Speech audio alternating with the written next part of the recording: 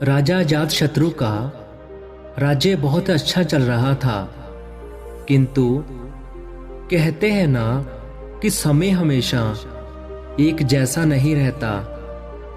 ऐसा ही अजातशत्रु के साथ हुआ। राजा कई मुश्किलों से घिर गए और उन मुश्किलों से बाहर नहीं निकल पा रहे थे। उन्होंने कई युक्तियां अपनाई, लेकिन असफल रहे। एक दिन उनकी मुलाकात एक तांत्रिक से हुई। राजा ने तांत्रिक को अपनी मुश्किलें बताई। तांत्रिक ने राजा की बातों को ध्यान से सुना। फिर उसने एक उपाय बताया। तांत्रिक ने कहा, आपको पशु बलि देनी पड़ेगी, तभी आपकी मुश्किलों का समाधान होगा।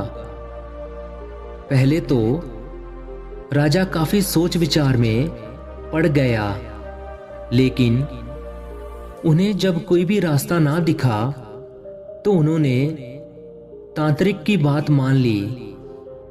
तांत्रिक के कहे अनुसार एक बड़ा अनुष्ठान किया गया। पशुओं को मैदान में बलि देने के लिए बांध दिया गया।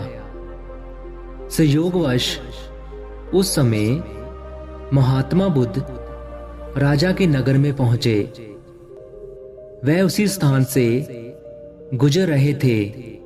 यहां पर राजा ने अनुष्ठान कराया था। महात्मा बुद्ध ने जब देखा कि निर्दोष पशुओं की बलि दी जाने वाली है, तो वह राजा के पास गए और बोले, राजन, आप इन निर्दोष पशुओं को क्यों मारने जा रहे हैं?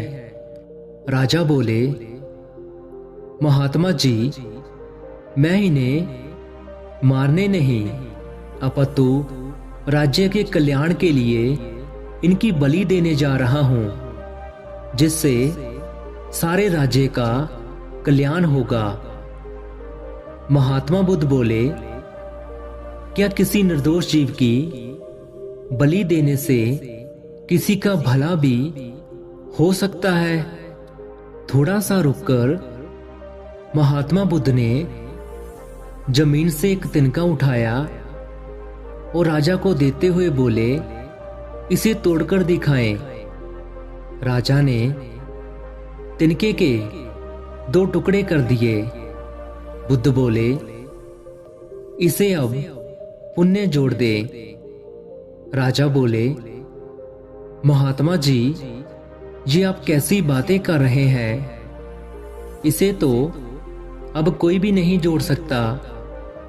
तब बुद्ध राजा को समझाते हुए बोले, राजन, जिस प्रकार इस तिनके के टूट जाने के बाद आप इसे नहीं जोड़ सकते, ठीक उसी प्रकार जब आप इन पशुओं की बलि देंगे तो ये निर्दोष जीव आपके कारण मृत्यु को प्राप्त होंगे और इन्हें आप दोबारा जिंदा नहीं कर सकते, बल्कि इनके मरने के बाद आपको जीव हत्या का दोष लगेगा और आपकी मुश्किलें कम होने की बजाय और भी कहीं अधिक बढ़ जाएगी, क्योंकि किसी भी निर्दोष जीव को मारकर कोई भी व्यक्ति खुशी नहीं प्राप्त कर सकता। आपकी समस्या का हल निर्दोष जीवों को मारने से कैसे हो सकता है? आप राजा हैं, आपको सोच विचार कर निर्णय लेना चाहिए।